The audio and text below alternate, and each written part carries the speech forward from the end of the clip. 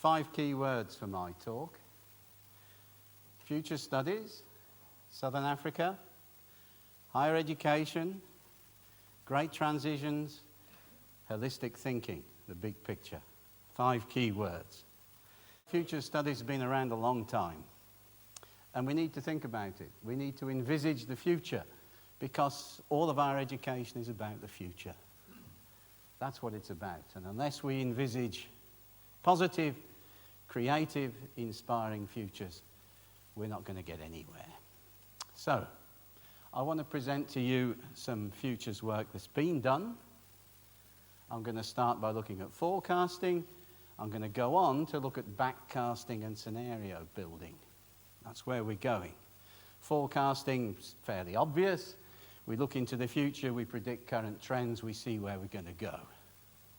And I'm going to use some material that SARUA, the Southern African Regional Universities Association, developed very recently, and I'm going to build on that and hope that you can see what it means for us, where we could be going, what we could be doing. So, let's make a start. On the screen behind me, higher education enrollment rates. How many people as a percentage are enrolled in higher education? And on the left-hand side, I think you should be able to see a little column. They're actually little flag buttons.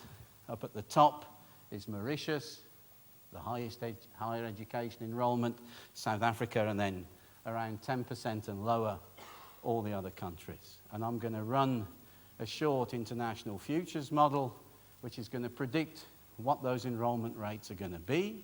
So look closely at the buttons. They're going to move across the screen in sequence. And I'm going to put on what the current global higher education enrollment rate is. So you can see where we're going to go relative to the rest of the world. Here we go. That's Mauritius and Botswana and South Africa and Angola, and then all the other Southern African countries. And I think quite interestingly, what you can see straight away from that is we've got 2 groups here. There's 15 or so countries I'm looking at. We've got 2 different groups. There we have it again, and here you can see Mauritius coming out best, then Botswana, South Africa, Angola, interestingly enough, predicted to have a very high rate of higher education enrollment. And it really strikes me that if you run this sort of model, we can see we've got a 2-tier system ahead of us. And I would think a 2-tier system isn't a healthy system. I don't think it's healthy that the southeastern portion, the big mineral extracting countries, dominate the rest of the region. Does that mean everybody has to come here still? What's going to happen here? How are places like Malawi and Mozambique going to develop with such low enrollment rates, 10% or something like that? That's really, really low. So this presents an immediate image and idea of where should we go? What should we do? I'd like to take some of these ideas a little bit further, make it a bit more real for us. If we look at where South Africa ended at 38% higher education enrollment by 2050 using a model. 38% is the same as Turkey or Bolivia today. Turkey and Bolivia, in effect, are 40 years ahead of us in their enrollment rates. They're at 38%, and I thought it would be really interesting. How many higher education institutions have they got? How many have we got? Well, Turkey's got 1 higher education institution for, I think, roughly every 700,000 people. Bolivia's much, much better. 1 for every 170,000 people. That's a figure that's really close to places like Korea, Sweden, Finland, and so on. They're really well provided with higher education institutions. Well, let's start to look at what we've got. What have we got in South Africa? Well, there's our map of South Africa. There's our population distribution. Here's our 44 higher education institutions, and you can see there roughly 1 for every 1.13 million people. Nowhere near as good as Turkey, nowhere near as good as Bolivia. So let's just start to see what's this going to look like By 2050, well, first I've made the country bigger because there's more people here. 57 million, so I increased it by 14%. Clever, huh? But now let's have a look and be a bit more serious. If we're going to be like Turkey, how many more higher education institutions do we need? That many. 36 more. One a year, every year, across the country, which means building 5 at once, because they're not all going to come on stream at the same time. So someone out there in government's got to start thinking a little bit bigger than they are about things. And if we want to be like Bolivia, how many have they got? I couldn't even put any more dots on. I'm missing about 70. We need 300 more. Only 300 more in the next 40 years. 9 a year, every year. 1 a province, every year. Holistic thinking and big thinking here. This isn't a small thing, it's a big thing. 1 or 2 universities here or there, no, it's not going to cut it. You're going to have to go a lot further than that to achieve these sorts of things that you can see there. A lot further. Okay, let's look in a qualitative way at the future. This was quantitative, and it gives us an image of what we need to be, where we could be, what we could be doing. But let's think about, how do we get there? How do we look back from that future to the present and see what we should be doing? Where should we be going? What should we be doing? Future Studies does this by building scenarios, and first you need to decide on a couple of axes and what should be on them. And these were the axes that the Southern African Regional Universities Association decided on. These are the 2 they decided on. If Rhodes were to do this, these could be different. Collaboration would be a good one. How do you build scenarios? Very simply, you intersect your axes. You've got high and low. Up at the top and to the right is usually good. Down at the bottom and to the left is usually bad. And then you populate your matrix. You've usually got a bad scenario at the bottom left, somewhere you don't want to go. You've got somewhere really nice at the top right, somewhere you do want to go. A great transition, though, is what's usually called for. And in between, some form of business as usual.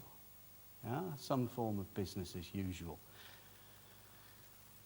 These are the 4 that we came up with for our region.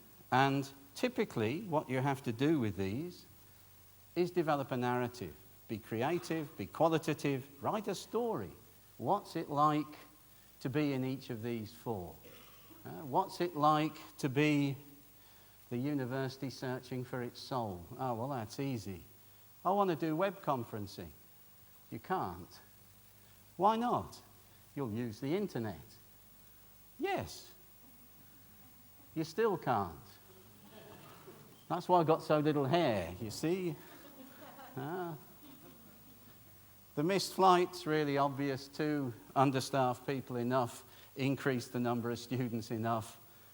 You never get things done. You don't write that paper, you don't submit that application. You miss the flight. Lack of human capability. But I'd like to be a lot more positive than that. How do we get to the Great Transition scenario? How do we get to the knowledge village? And let's imagine 17 years from now. It's 2029. We're in 2029. We're in a compound, a little homestead on the shores of Lake Malawi. Let's imagine, develop a little narrative. And I'm going to be 2 characters. One's really easy. I'm going to be the father of the family. And the other's really tricky because I'm going to be young 17-year-old Nomi running back from school. Okay? So here's the father doing very little, as fathers usually do. Sees Nomi coming tearing down the hill from the local school into the compound. Dad, Dad, great news. Now what is it, Nomi? It's really exciting. I've finished all of the online courses for university entrance. I've done all the courses. They're all self-learning. I've been online, I've been at school, and I've just finished the whole lot.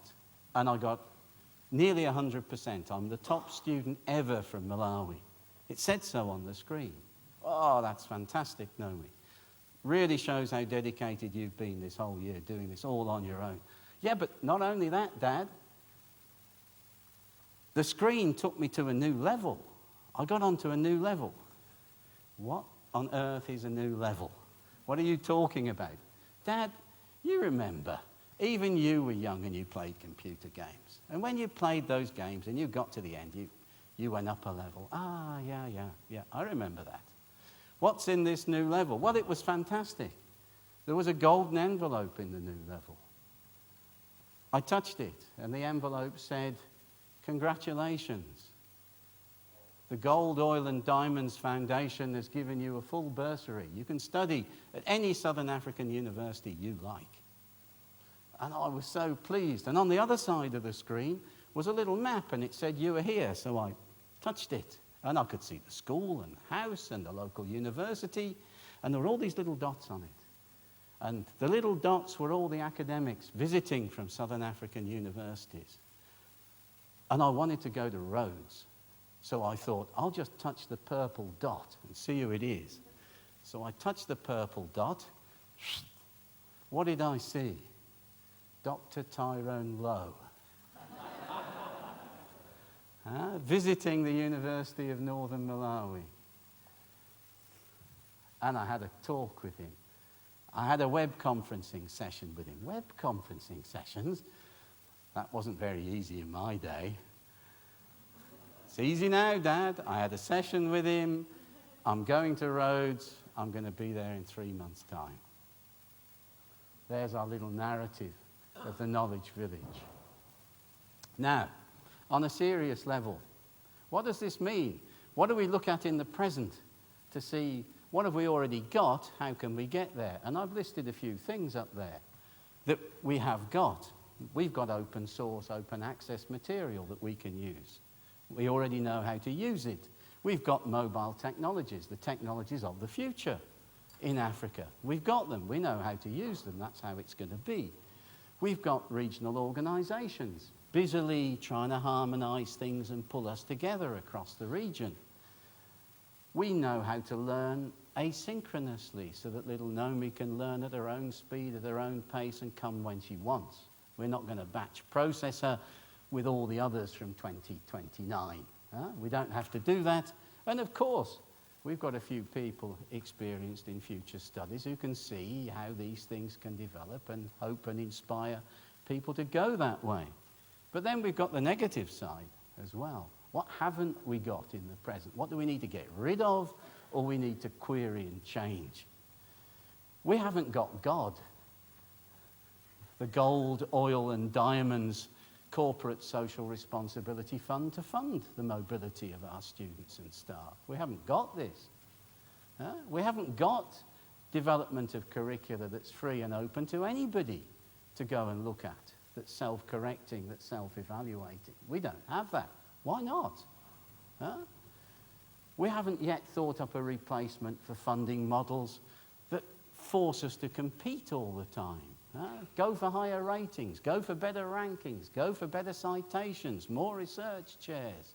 That's all competition for smaller and smaller and less resources. Is that the way to get where we could be? I'm not sure that is either. And lastly, we need more of the holistic thinking, the big thinking that this type of futures thinking promotes. I think we need to be at the bottom of this diagram, not up at the top. I think we should be down at the bottom. And a couple of thoughts just to finish. What's future studies about? Well, we hardly promote it and develop it here. We usually bring in people from somewhere else. And that's a mistake, because they don't understand things here the way we do.